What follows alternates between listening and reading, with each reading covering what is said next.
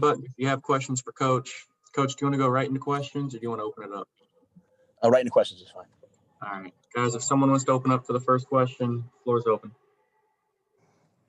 Hey, Matt, Jonathan Alexander. Hope you're doing well. I know you usually don't have much of an update on injuries for us Monday, but I wanted to ask, do you know anything about DJ Moore? Yeah, I think he. I don't have the full, but it's there was concern about they X-rayed it, was no break. Seems like it's an ankle. How severe that ankle is, I don't know, but I would not rule him out for next week against Denver.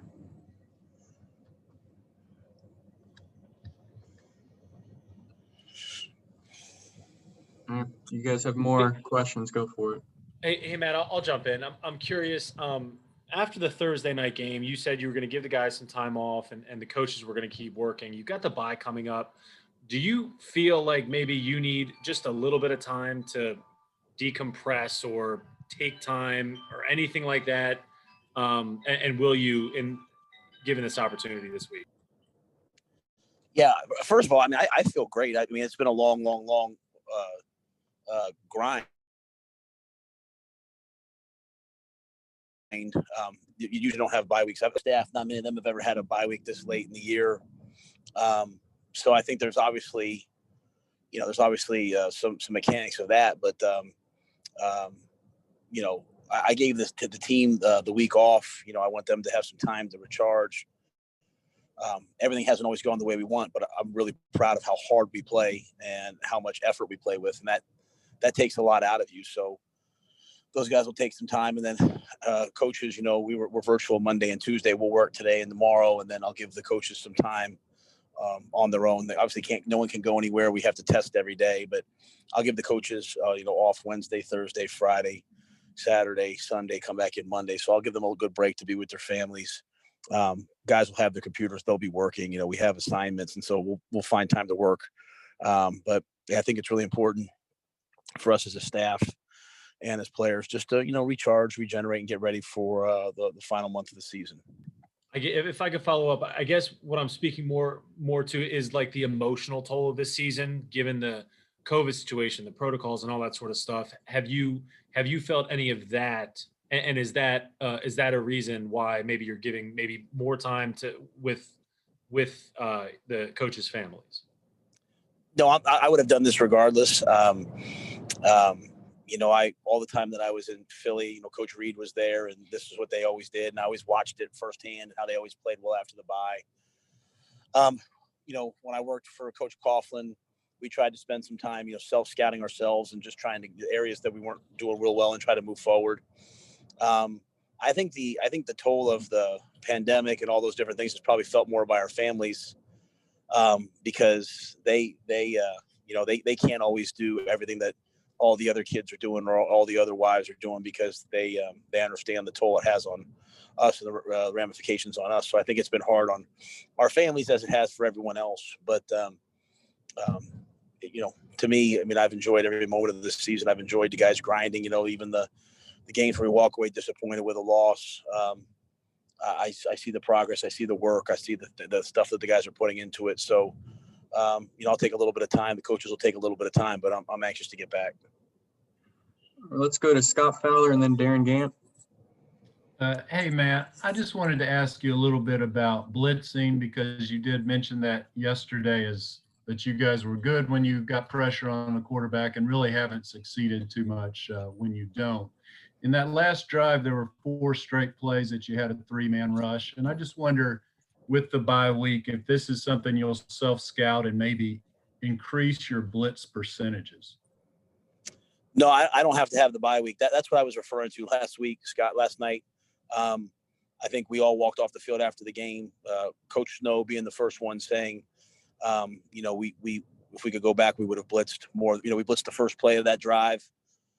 We didn't get there. They hit an 18-yard completion against us. I think it was 18 yards, maybe it was 12, 15, something like that. We tried to double 18 after that, and so we didn't have any pressure, and they went down the field on us. So as coaches, I think, we as we self-scout and self-evaluate, that would be a place where we feel like we did not get it done. We did pressure early in the game. The first touchdown we pressured, it was a 0 blitz. They beat us. It was a touchdown. So I think right now we have to be kind of very measured, you know, in terms of being smart. We can't do it all the time. But for us to have success, we do have to get pressure on the quarterback, and 3 and 4 man rush hasn't always generated the pressure like the 5 and 6 man rushes have. Thanks. Yes, sir. Matt, Teddy was just talking about how he needed to be better, mentioned pointing the finger at himself, being accountable. How important is it for the quarterback to be the guy leading that charge and talking that way after a game like last night? Well, I just think it sets a culture of accountability for all of us. I mean, that's really what all of us have to do. You know, I walked into the press conference and walked into the locker room of the team. In the press conference, I said, you know, we lost that game as a head coach. We lost that game as assistant coaches. You say that because that's how you feel and you believe it's right. Then you know, the great teams, the offensive line says, wait a minute, no, I could have done this. The linebacker says, wait a minute, coach, I could have done this, and everybody takes accountability for what they could have done better, and you grow as a team. So I didn't hear what Teddy said, but if he did, you know, then that to me is what leadership is. Leadership is not leading from the back; it's leading from the front. And you know, you lead from the front. You know, when you're out front, you take the most bullets, but you also know that there's people behind you, and so you know, I just think that's what we're trying to build, a organization, a franchise where everyone feels responsible for winning. Everyone takes accountability. We enjoy the wins together. We suffer through the losses together, and we win a championship eventually together. Let's go to Steve Reed for the next question, followed by David Newton. Matt, strangely enough, you probably answered my question, but I want to ask you maybe a little deeper on what was the culture that you wanted to build here, and how do you feel like it's going, you know, 12 games into this? I know you don't like looking at big picture things, but given that we're on a bye, I was wondering if you could possibly take a step back and see how you feel like that's going. No, I love the big picture things. Like you said, on a bye week, I think it's, you know, we're not talking about the game this week or anything. So I think it is the time. I mean, I feel like we've come a long way in terms of the brand that we want to play, in terms of the style, you know, in terms of the work ethic, the practice, the locker room, guys not feeling like independent contractors, but feeling like they're part of a team. I feel like we're a tough team. We battle back through adversity. We play really hard. We're competitive. You know, we've unfortunately lost 8 games this year. In 6, you know, take out the 2 Tampa Bay games, which have not been good to us. The other 6 losses have been by 25 points. You know, it's about 4 points a game. So, you know, that doesn't make us feel better, but it tells us that, hey, you know what? In a year where we were not picked to be very, very good, in a year where a lot of people didn't pick us to have more than, you know, 3, 4, 5 wins, you know, we are closer and closer and closer each and every week. And so, you know, as painful as the Minnesota loss was, you know, that's one that we know we should have won. We'll get better from it. But culture-wise, I appreciate the way that these guys work, and I appreciate the way that these guys hang together, even after, you know, we kicked that field goal and they went down and scored. You know, our offense took the ball and went right back down the field and gave us a chance to win. And you know what? That's what we're looking for, a team that just always fights and always battles. Thank you. Yeah, man, I wanted to ask you on McCaffrey, does the loss that kind of put you guys really in not a really good shape as far as any chance to make the playoffs now, does that change your approach to whether Christian plays or not the final 4 games? And on top of that, Teddy mentioned earlier that the Chiefs attacked you differently with Christian back there. And if you are going to play him, can you explain the ways that teams will attack you differently? No, not being in the playoffs would not affect me playing a player. In terms of how they play us differently, you know, it's only been 3 games, so it's not a big subset for me to be able to say, you know, I mean, you know, there's been 9 games where we haven't had him. I just think, you know, in terms of some of the zero blitzes, in terms of some of the man-free blitzes, people don't typically put a linebacker on him. And I say that with the greatest respect for Mike and Rodney and Trenton, but when McCaffrey's out there, Christian's out there, you should put a safety or someone on him. So it just kind of changes a little bit of their pressure package and what they can do. And then, you know, some of our reads, you know, that, you know, target him first and try to get the ball in his hands. And so people, sometimes they bracket him or take him away. But again, that's only been 3 of the 12 games. So, as we play out the final month of the season, I'll have a better feel for exactly how people play him differently. And I also want to ask you what happened in Denver with their quarterback situation. Who is your emergency quarterback? And the final 4 weeks, will you do anything differently as far as quarantining a quarterback or anything to make sure you have that guy available? No, we won't quarantine a quarterback. We have 3 guys there. We also have Tommy Stevens, who, we signed to the practice squad, who's a quarterback / tight end H-back. Was originally drafted by New Orleans, and now he's with us. And then we always have, DJ or Christian could go in there if injuries happened in a game. But we feel like the 4 guys we have are enough. All right, let's go to Elena Gutsenberg and then Steven Toronto. Hey, Matt, I was curious, is there anything that you're going to spend this bye week doing to kind of, look at this team differently? Like what's your goal for this week? Well, I have, we watched the game together as a staff today. We have several areas that we're self-scouting, looking at things that we're not doing well and how we can make them better. Studying other teams that are doing those areas well. Always looking at, personnel and if we're playing guys in the right areas. So just some of the things that I do weekly that I'll just do much more intensely right now. And then I was curious, understanding that 2 of these attempts were historic and crazy attempts, but with Joey only making 1 from 50 plus, does that change at all how you approach a game if he's missed these recently, or how does that impact seeing after the miss yesterday? And, it's a bit of a theme. Yeah, I don't think the first 2 can be put on him. The kick he kicked at New Orleans was dead center, had a chance. This one, this one at the end of the day, just like I said, we all take accountability. It's 54 yards. I mean, that's routine. That's got to be a routine kick at the end of a game. And, I know he, like everyone else, would be the first to say that he feels like, if he could go back, that he should have made it. We despite everything else that happened, I was really proud of Teddy and the offense to get us back in field goal position. I thought it was a great catch by Curtis. It was a great check to Mike Davis. It was a great catch by Robbie. Spiked the ball. So we'd love to make that kick and walk away and say, wow, we learned a lot of lessons in a great win. So we have to make that kick. We didn't. I just think we have to move forward.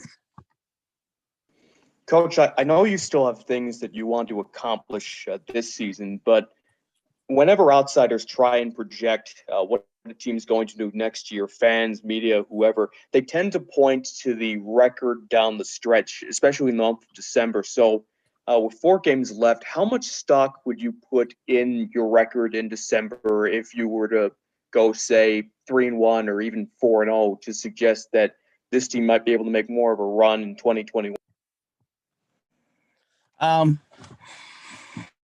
It's a good question.